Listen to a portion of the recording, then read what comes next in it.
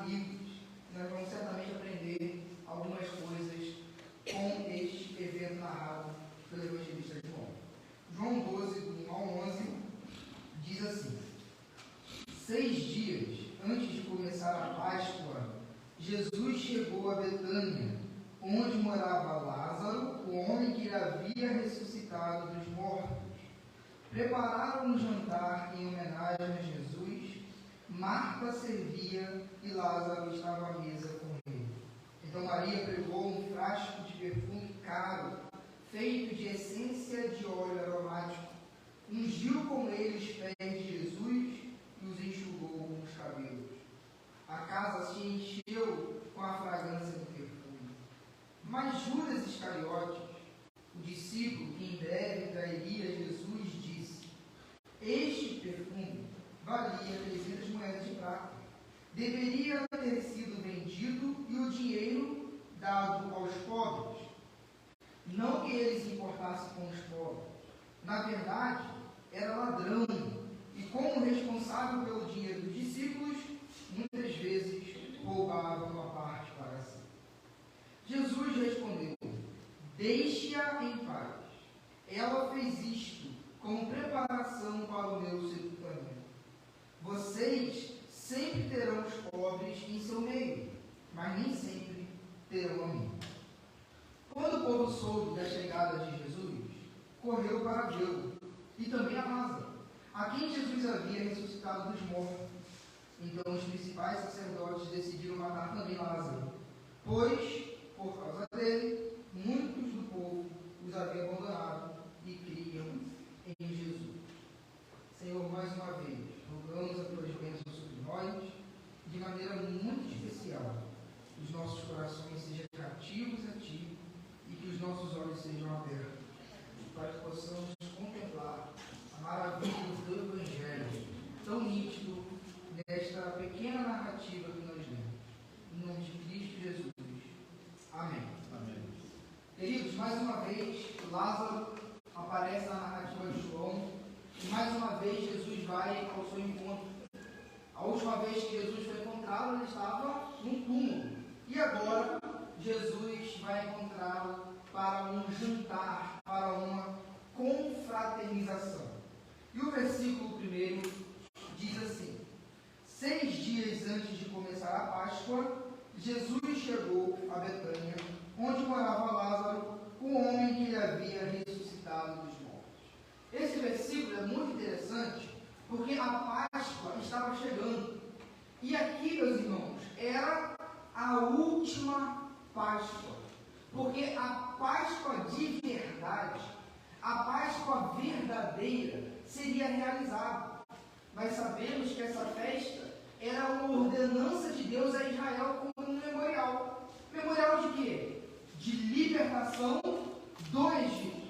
Então a Páscoa estava simbolizando agora a verdadeira libertação que ocorreria na cruz. Então 6 dias antes da última Páscoa, Jesus vai a um jantar com um homem que ele havia ressuscitado. E é interessante, porque Jesus vai se encontrar com um homem que é um testemunho e uma manifestação do seu poder. Porque Jesus, no capítulo 11, disse o que para Lázaro? Saia. E ele saiu com vida. Então Lázaro era um testemunho retumbante do poder de Jesus Cristo no Messias. Mas agora, Jesus não está indo operar um grande milagre.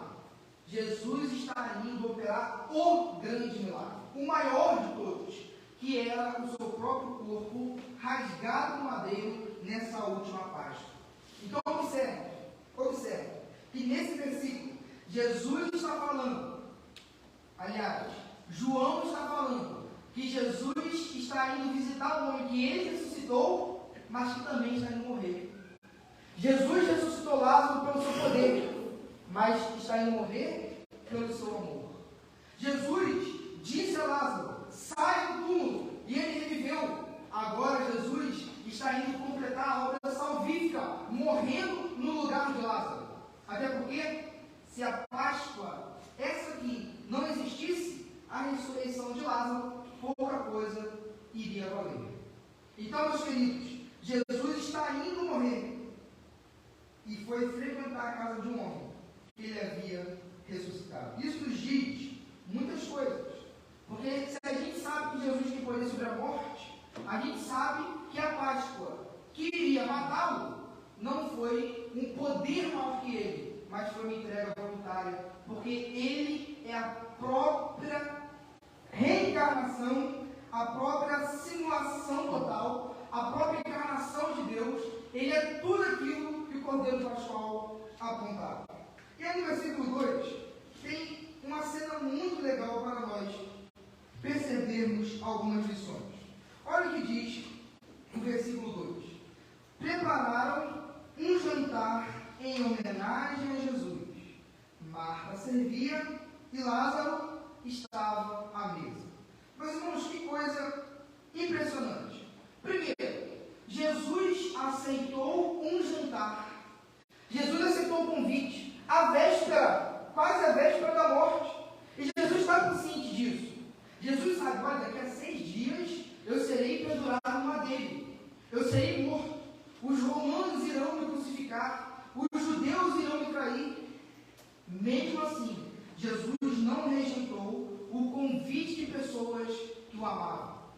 Meus irmãos, aqui nós aprendemos uma lição muito preciosa, inclusive, que Jesus Cristo ensinou aos seus discípulos. Basta cada dia o seu mal. Queridos, como seria a nossa vida hoje se nós soubéssemos que daqui a 6 dias nós iríamos morrer de maneira hedionda, violenta? Como agiria o nosso coração? Não seria incomum nós ficarmos perturbados, nós ficarmos ansiosos. Mas aqui Jesus mostra como Ele é Senhor do seu próprio coração e Senhor do tempo. Ele sabe que daqui a 6 dias Ele vai morrer. E observe que Ele sabe. Eu não estou falando de uma ansiedade injustificada. Eu não estou falando de uma preocupação fruto de uma imaginação. Eu estou falando de uma constatação. Daqui a 6 dias eu vou morrer. Mesmo assim, existe um convite muito especial para eu jantar na casa de pessoas que me amam. E eu vou estar lá. Eu vou estar lá inteiro. Eu não vou estar lá na mesa, mas com a mente na cruz daqui a 6 dias. Eu vou estar lá. E, queridos, aqui nós aprendemos uma lição muito preciosa para nós entendermos que nós precisamos viver cada dia o seu mal. Eu sei, talvez você está aqui essa noite, mas está pensando no próximo boleto a pagar, no próximo diagnóstico, como vai resolver um problema. Mas viva hoje. Não que isso irá nos inibir de planejar, até porque Jesus está indo para Betânia, que é perto de Jerusalém, para cumprir a profecia. Mas ele viveu aquele dia de tal maneira que valorizou esse dom tão precioso a qual nós acabamos de agradecer pela vida caixa, que é a vida. A certeza da morte não me inibiu de viver. Não foi inibiu de viver. Eu sei que é uma tarefa muito difícil, mas às vezes nós estamos tão preocupados com algo que pode acontecer, e já foi comprovado que cerca de 70% daquilo que nos perturba não acontece.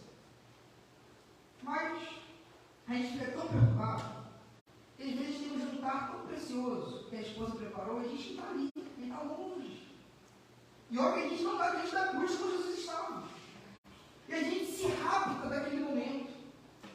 Então, meus irmãos, eu sei que é uma disciplina e um desafio, mas a convocação com esse jantar de Jesus, a sombra da cruz, nos ensina para nós vivermos aquilo que ele mesmo aprendeu aos discípulos.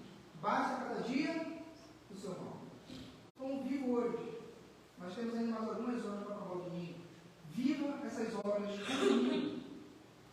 Segunda-feira, viva com segunda. E tenha essa mesma atitude de Jesus, que mesmo sabendo, se comportou de maneira tão belíssima, de maneira tão vitalícia, e que certamente contribuiu bastante com Lázaro, com Marta, Maria e Simão, que foi o dono da casa ao qual o jantar aconteceu.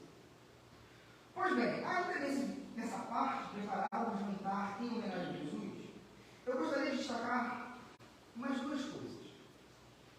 Observe que o texto, ele é muito fluido, é muito comum, é muito cotidiano. festa, foi feito o quê? O jantar, a mesa. Queridos, e eu tenho pensado um pouco sobre igreja, né? Da causa do ofício. E eu tenho chegado à conclusão cada vez mais clara de que duas coisas são essenciais para a vida e para a saúde da igreja. Duas coisas. E nesse jantar nós percebemos isso. Culto e comunhão. Esse aqui era um jantar culto, porque era um jantar em homenagem a Jesus. E o culto é isso. É homenagear aquele que nós devemos dar honra, glória e louvor. E comunhão. Então, eles aqui estavam homenageando Jesus, mas por causa dessa homenagem, desse propósito de servir a Jesus, eles se encontravam entre si em comunhão para poder servi-lo de maneira adequada. Eu entendo que muitas vezes a igreja pode adotar uma agenda muito corrida, de muitos eventos. E eu não sou contra eventos, mas eu sou contra ter evento sempre. Porque senão vicia.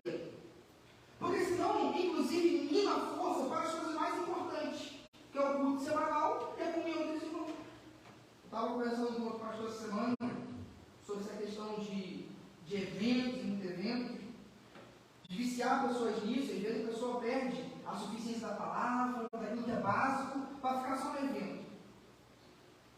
E nós estávamos caminhando para esse entendimento, de que as coisas mais importantes para a saúde da igreja é isso: culto a Jesus e comunhão entre os irmãos. Então, queridos, eu acredito que nós temos caminhado bem, mas também acredito que nós não somos perfeitos e podemos caminhar um pouco mais bem em cultuarmos ao nosso Deus e prestarmos ao nosso irmão que está aí do nosso lado o devido valor de chamá-lo de fato, de verdade, de coração de irmão e comungar com ele. Então eu queria fazer um incentivo aos irmãos. Pode ser no cotidiano, assim como um jantar, você possa inserir na sua vida a vida da igreja, a vida de um irmão. Às vezes, um açaí, hoje está frio, né? Lembra de alguém? Pode tomar açaí comigo? Aí sempre que lembrar de alguém para chamar para um açaí, lembra sempre do pastor. Tá? Eu gosto muito. Mas é uma maneira interessante. Isso é saudável, isso faz bem. Valorizarmos a comunhão entre nós. E observe, eu acho esse texto muito belo, pelo seu grau de ordinário, de cotidiano. No jantar, Jesus foi lá e se alimentou com seus amigos e com pessoas que o amavam. Que coisa extraordinária, né, meus irmãos? Então aqui está um jantar culto em homenagem a Jesus. E nós aprendemos que duas coisas são importantes para a saúde e para a vida da igreja. É o culto a Jesus e a comunhão entre os irmãos. Agora, na segunda parte do versículo 2 e versículo 3, nós vamos aprender três coisas que devem fazer parte da vida como igreja e três coisas que devem fazer parte da vida do indivíduo, do membro da igreja. Observe, Marta servia e Lázaro estava à mesa com ele. Aqui à mesa também estava Simão. Se os irmãos quiserem ler em Marcos 14, depois, os irmãos vão ver que esse jantar foi feito na casa de Simão, e Simão também estava à mesa. Então, provavelmente, Lázaro e Simão estavam à mesa conversando com Jesus. Simão, aquele que era o ex-leproso. Então, Marta estava servindo, Lázaro estava à mesa com Jesus, e Maria fez o quê? Pegou um frasco de perfume e ungiu Jesus. O que nós aprendemos aqui deve fazer parte da vida da igreja, como congregação, mas também da vida do membro enquanto indivíduo. Três coisas que nós podemos pontuar: serviço, relacionamento pessoal com Jesus e contribuição. Serviço, relacionamento e contribuição. Se não, vejamos. Enquanto Jesus estava à mesa jantando com Simão e com Lázaro, Marta servia. E meus irmãos, que coisa extraordinária, Marta. Se nós lermos aquele encontro de Jesus, outrora também com Marta e Maria, Marta inclusive vai chegar para Jesus e falar assim: poxa Jesus, só eu que sirvo, Maria fica aí aos seus pés. Aí Jesus dá uma bronca nela, né? Marta, Maria escolheu a melhor parte. Só que isso não é menosprezão do serviço. Isso aqui foi só uma questão circunstancial de momento de prioridade.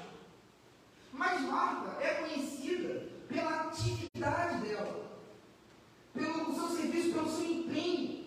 Marta está sempre à disposição de fazer com amor aquilo que vinha às suas mãos. Ela viu a oportunidade de servir Jesus, ela ia lá e servia. Nós temos sido testemunhas e temos cooperado, por exemplo, com os serviços da igreja. Como é bonito. Sábado após sábado, por exemplo. Isso é só um exemplo, poderíamos citar outros. Dos irmãos e das irmãs que têm vindo à igreja para ajudar na reforma da igreja. É um serviço, uma colaboração, um desprendimento de tempo, uma atividade física, que às vezes não é mentira na maioria, inclusive a minha. Mas vamos lá. Serviço. Poderíamos citar muitos outros. Agora você me colocou um programinha melhor agora ali para apresentar no Data Show. Mas antes eram os slides. Antes dela era a Marisa. Meu irmão, às vezes, eu via o trabalho dela para fazer os slides, versículo e tal. É um serviço. O irmão Kleber serve a igreja ensinando. Certamente ele tem um dia de estudo. Enfim, nós poderíamos citar aqui vários serviços. O Ministério de Louvor, que dá o seu tempo em ensaio, em dedicação. Serviços. Porque a vida da igreja é assim. E meus irmãos, que bom que nós temos uma igreja que é uma igreja de serviço, de servos. Servos do Senhor Jesus Cristo. Porque, queridos, nós aprendemos que é muito bom sermos servidos, mas também é melhor servir. Como é prazeroso, né? Quando a gente serve, a gente vê, poxa, servir ao Senhor, servir aos meus irmãos, servir a igreja. E ainda nesse ponto do serviço, é importante destacar que Marta não só servia Jesus. Marta estava servindo na mesa. Estava servindo quem? O seu irmão Lázaro. O seu amigo Simão. O serviço a Jesus. Inevitavelmente irá nos conduzir ao serviço ao irmão. E aí nós voltamos ao ponto da comunhão, que é um centro dessa narrativa. Pois bem, Marta nos ensina o serviço. Lázaro está à mesa com ele, nos ensina um relacionamento pessoal com Jesus. De vez em quando eu tenho falado, tem sido até um tom, uma nota aqui do grupo, mas o relacionamento pessoal com Jesus é impossível ser terceirizado. E é muito bom que nós estejamos em comunhão. É muito bom estarmos aqui, por mais que esteja felizinho, estar aqui com os irmãos, ouvindo a palavra de Deus, sendo alimentados espiritualmente. Mas o relacionamento pessoal, a leitura bíblica, a oração, o destinar o tempo para estar com Jesus é necessário, meus irmãos. O público dá saúde e deve dar saúde à igreja. Mas a vida individual e pessoal deve também produzir os seus próprios frutos e sua própria vida em comunhão com Jesus Cristo. O melhor sermão não pode substituir uma vida de devoção pessoal. Então, queridos, é bom quando nós viemos à igreja, quando nós vamos a qualquer culto, nós somos alimentados. Mas é importante que, assim como Lázaro, nós estejamos à mesa com Jesus, ouvindo dele, aprendendo com ele e nos dedicando pessoalmente a um relacionamento pessoal. E a Maria ensina o exercício da contribuição. Ela pegou o frasco de perfume caro, de essência de óleos aromáticos, e ungiu o pé de Jesus e enxugou seus cabelos. Ora, o serviço é importante, o relacionamento é importante, mas a contribuição não é menos importante também. Queridos, eu estava fazendo um breve cálculo de quanto daria esse perfume aqui de Maria, e 300 denários são 300 moedas correspondidas a 300 dias trabalhados, praticamente um ano. Se nós fôssemos arredondar o salário do diarista a R$50, na CLT, não um pouco menos, né? Vamos supor R$50. Daria R$15.000 esse perfume. Não foi à toa que os discípulos ficaram, não acredito.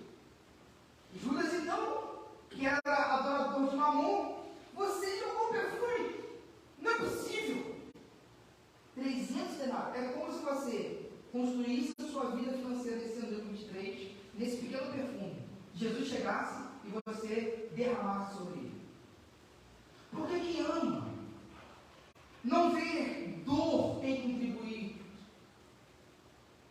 não vê como se estivesse ocultando de si mesmo algo que você tem. Até porque se você e se nós temos, é porque, como Davi um dia nos ensinou, é porque de Deus nós recebemos. Então a contribuição faz parte da vida da igreja, faz parte da vida como congregação e como membro.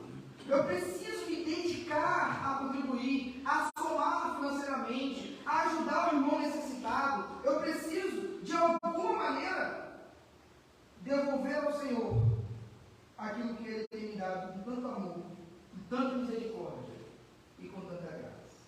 E nós precisamos deixar um meio para isso. Os meios são aqueles que são cotidianos a igreja.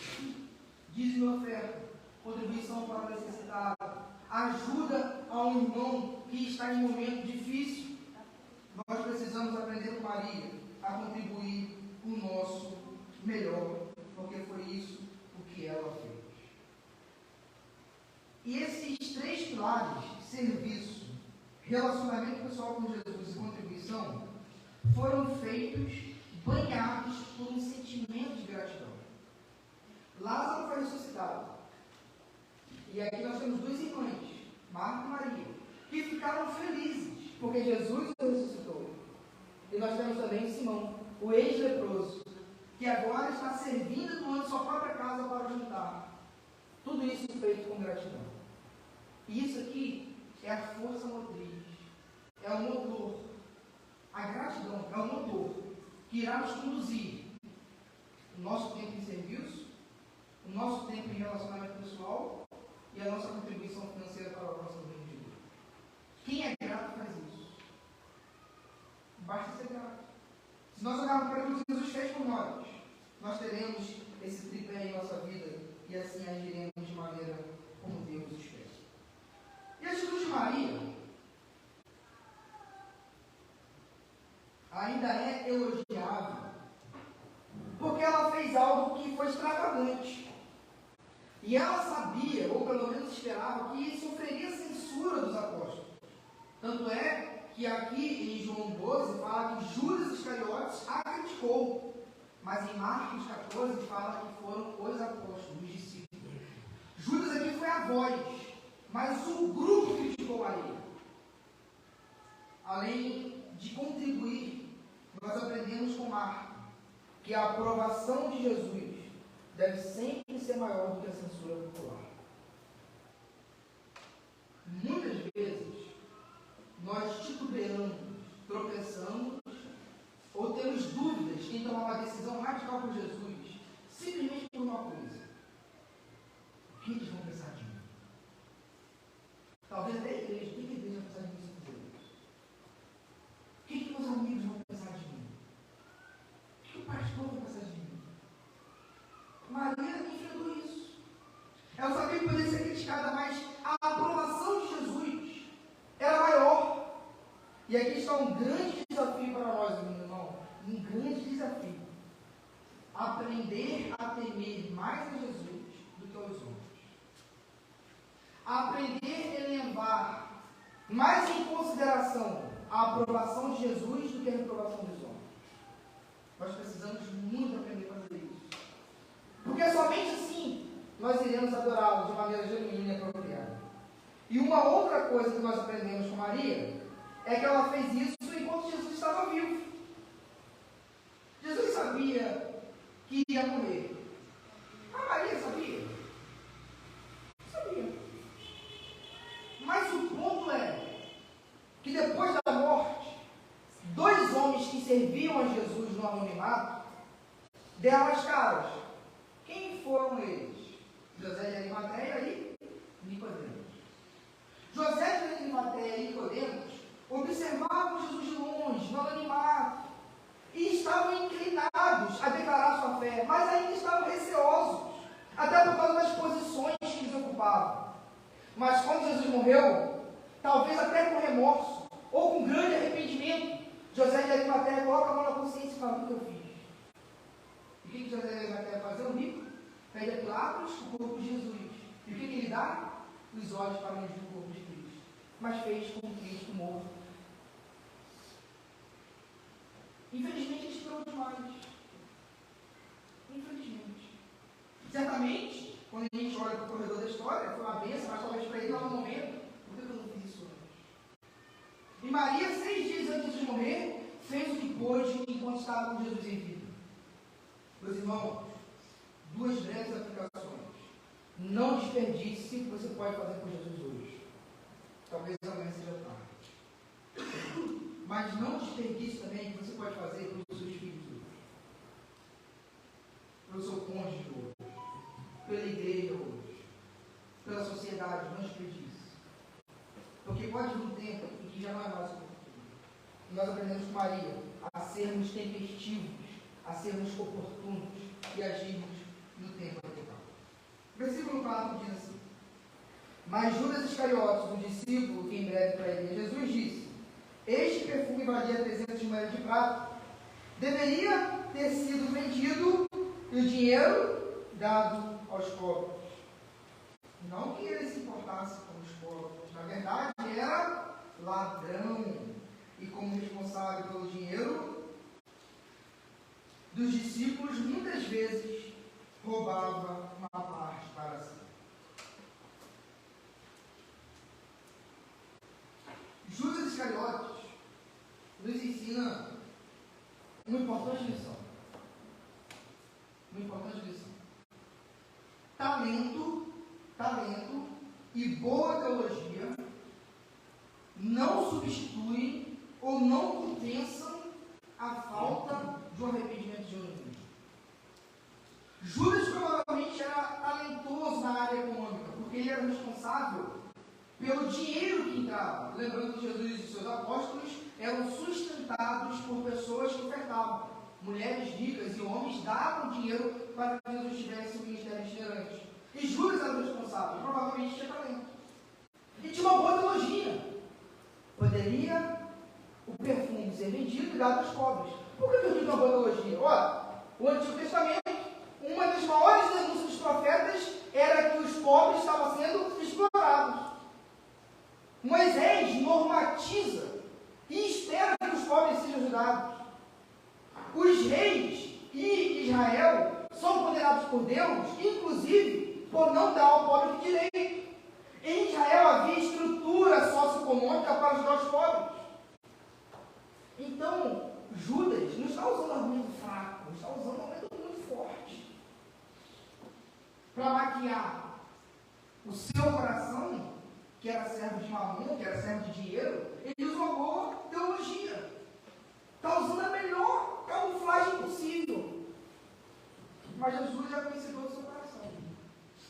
Então, meus irmãos, talento e boa teologia nunca irão compensar um arrependimento genuíno. Judas tinha tudo: um bom mestre, talento e uma boa teologia. Mas com tudo isso, caminhou para um suicídio e foi ao inferno. Porque nada substitui ou compensa a falta de arrependimento genuíno. Tem sido cada vez mais rara essa mensagem de arrependimento. Mas foi a mensagem que Moisés deu ao povo de Israel. Foi a mensagem que os profetas deram a Israel e morreram. Foi a mensagem que João Batista pregou: arrependei-vos, porque está próximo o reino de Deus. Ele era mais duro, chamava de víbora na cara. Jesus começou o ministério falando: arrependei-vos, porque está próximo o reino de Deus. A igreja de Jesus Cristo deu uma mensagem que nunca poderá ser esquecida e apagada: é de arrepender-se dos pecados. Por isso, meus irmãos, eu quero te convidar a se arrepender essa noite de tudo aquilo que tem te escravizado e te jogado para longe de Deus, e talvez, por consequência, para longe de outras coisas importantes. Nós precisamos nos curvar em Deus com arrependimento. Versículo 7 e 8, que será O penúltimo ponto diz assim: Jesus respondeu: deixe-a em paz. Olha que Jesus está divulgando uma mulher para os seus apóstolos. Observe que posição eclesiástica não inibiu Jesus de corrigir um dos seus apóstolos. E como nós sabemos em Marcos, talvez ele corrigiu todos os apóstolos por meio da pessoa de Judas. Deixe-a em paz.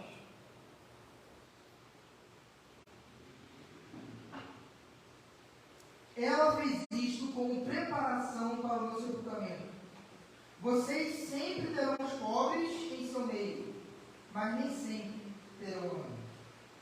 Meus irmãos, Jesus aqui vai nos ensinar duas coisas importantes. Primeiro, é o dever que os seus discípulos têm para com os pobres. Os pobres vocês sempre terão, ou seja, haverá sempre demanda, sempre trabalho, sempre atividade da igreja para com os pobres. Tiago, irmão de Jesus, que escreveu a sua epístola, disse que a religião que agrada a Deus é cuidarmos das necessidades, das viúvas, dos órfãos. Então, o pobre é uma demanda. É uma ação doutrina, mas é uma demanda moral e ética da igreja. Nós precisamos cuidar dos necessitados. Mas aqui está um ponto muito importante, ao qual eu vou entrar agora. Eu peço muita atenção dos irmãos. Olha o que Jesus disse no final do versículo 8. Mas, olha só, Jesus está constatando o que ele falou, uma realidade agora. Mas nem sempre terão a mim. Judas usou uma boa teologia. Maria deveria vender para dar aos pobres. Outra teologia. Só que aqui, Jesus está indo para a excelência da vida cristã. Porque a primazia deve ser sempre de Jesus. Jesus aqui não está dizendo que era errado cuidar dos pobres. Mas naquele momento, o que Maria fez era uma atitude de louvor e de adoração para com Cristo, e ela estava certo em detrimento do entendimento dos apóstolos. Porque Jesus deve ser sempre a causa primeira, a primazia da igreja e a mensagem mais relevante. Pastor, mas isso é óbvio. Cuidado, meus irmãos. Porque às vezes o movimento eclesiástico ou a igreja se perde não no pecado. Não no pecado. Mas nas coisas boas e legítimas que fazem, sendo postas acima de Jesus. Entendeu? Às vezes a igreja faz boas coisas, mas de maneira autônoma e divorciada de Jesus. Jesus está colocando as coisas aqui em seus devidos lugares. Os pobres são importantes, congregar é importante, contribuir é importante, servir é importante, tudo que eu falei aqui na mensagem é importante. Mas o que Jesus disse para a igreja de Éfeso? Tem contra ti que perdestes o teu primeiro amor. Qual foi a repreensão da igreja de Éfeso? Perdeu o primeiro amor. E é uma igreja ortodoxa. Éfeso foi pastoreado por Timóteo, discípulo de Paulo. Depois foi pastoreado por João, o apóstolo. Mas depois da morte destes, Éfeso continuou sendo uma igreja ortodoxa. Éfeso continuou denunciando os picaretas, os hereges. Mas tudo isso tomou lugar de Jesus. Meus irmãos, as causas sociais são importantes, desde que a gente não se corrompa pelas ideologias e metodologias que contradigam o próprio Senhor da nossa fé. Meus irmãos, nós precisamos entender que nenhuma causa do reino deve ser maior do que a própria pessoa do rei, que é Jesus Cristo. Nós devemos pregar a verdade? Devemos. Devemos torcer por conversão dos pecadores? Devemos. Mas isso é um fim em si mesmo? De maneira alguma. É sempre um meio para a glória de Jesus. Mas, pastor, como isso pode ser um fim em si mesmo? Por exemplo, quarto século. Quando a religião cristã se torna oficial do Império, e talvez subsidiado por Agostinho, dos grandes teólogos da história, entendeu que pela missão da igreja, o Estado poderia forçar a pessoa a ser crente, e a pessoa forçadamente se tornar um católico. É a missão da igreja tornar as pessoas crentes em Jesus. Desde que essa missão não seja um fim em si mesmo. Então o problema às vezes não são os pecados morais. O problema às vezes são as ordens que as coisas são feitas. A igreja sempre estava bem, enquanto Jesus for rei da igreja. Tiver o seu lugar de primeiro e de primazia. As boas coisas podem nos corromper, se não forem submetidas à pessoa de Jesus Cristo. Portanto, ame seu filho, mas não ache Jesus. Ame a sua esposa, mas não ache Jesus. Ame a igreja, mas não ache Jesus. Jesus é sempre primeiro. E quando Jesus é o primeiro, você ordena os outros amores de maneira adequada. Eu vou amar a igreja na proporção que devo amar. Eu vou amar a esposa na proporção que devo amar. Eu vou amar a filha na proporção que devo amar. Eu vou amar a mim mesmo na proporção que devo amar. Agora, quando a gente é Jesus, os outros amores se tornam ídolos. E aí corrompe tudo. Que coisa extraordinária esse texto, né? Vocês sempre terão uma obra a fazer para os pobres. Desde que essa obra para os pobres não corrompa a própria igreja. O que o marxismo tem dado para a igreja? Cuidado com os pobres. Será que os apóstolos amavam mais os pobres que Jesus? Acho que não. A questão é se Jesus abre mão do primeiro lugar, ele está deixando de amar, e a igreja também. Que coisa extraordinária, meus irmãos, nós precisamos aprender com esse Deus. Amar o próximo é um grande mandamento, correto? É o segundo maior mandamento do reino de Deus. Mas qual é o primeiro? Amar a Deus acima de todas as coisas. Amar o próximo é uma ordem. E é muito importante. Mas sempre será a segunda mais importante, nunca a primeira. Parece óbvio, né? Mas às vezes não. Por que às vezes o público se corrompe em aceitar alguns movimentos ideológicos contra a fé? Não, porque a gente amar, tem que aceitar. Porque é assim que funciona. Quando o segundo mandamento toma o lugar do primeiro, a gente perde tudo. O próximo é importante, mas Jesus é sempre mais. Caminhando para o final, versículo 9, 10 e 11 diz assim: quando o povo soube da chegada de Jesus, correu para vê-lo, e também a Lázaro, a quem Jesus havia ressuscitado dos mortos. Então os principais sacerdotes decidiram matar também Lázaro, pois por causa dele, muitos do povo os haviam abandonado e criam em Jesus. Os sacerdotes fizeram uma lista de homicídio, colocaram Lázaro também nessa lista. Coisa terrível. Coisa terrível. E degeneração. Mas uma coisa nós aprendemos com Lázaro: a sua vida era um sermão incontestável. Ele se abria a boca e pregava, porque o pessoal sabia que ele estava no túmulo. Ele andando, olha, aquele homem que morreu. Meus irmãos, eu sei que ninguém foi ressuscitado. Né? Ninguém aqui ainda teve a certidão de óbito. Mas essa realidade de uma vida como sermão deve ser real também na nossa vida, porque nós estávamos mortos em nossos delitos e pecados. E a morte espiritual não é menos real que a morte física. As pessoas que nos encontraram antes de Jesus, antes de ouvirmos o poder da sua palavra, saia do pecado, Juninho. Saia do túmulo, Samir. Antes de nós ouvirmos Jesus falar para a gente sair do pecado, não pode ser a mesma vida. A nossa vida tem que ser um sermão pregado. As pessoas precisam olhar e dizer: rapaz, algo aconteceu com essa pessoa, não é possível. Eu vi que ele estava morto. Eu vi como ele andava, eu vi como ele falava, eu vi como ele tratava, eu vi como ele dirigia, eu vi como ele se comportava. Algo que aconteceu. Jesus me chamou.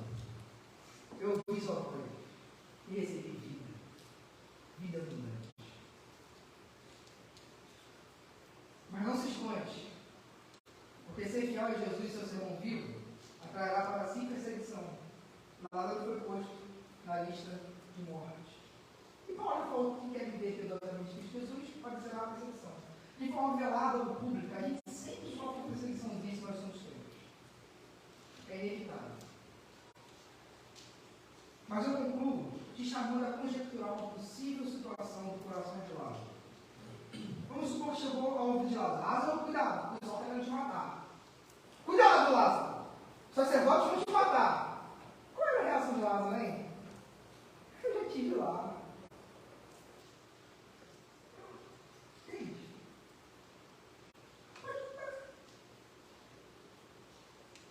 Lázaro! Calígula vai te matar! Roma! Eu já estive lá. Entende? O poder da ressurreição? Eu sei que em Cristo é mais forte do que a morte. Tudo que eles podem fazer é matar. Isso já está vencido. A morte, onde está a sua vitória? A morte, onde está o seu avião? Jesus Cristo venceu a morte e nos deu a vida. Por isso não tema aquele que pode matar o seu corpo, não pode lançar sua alma para o inferno. Tema a Jesus, o nosso Senhor e Salvador. Amém, meus irmãos? Nesse momento nós teremos uma ordenança do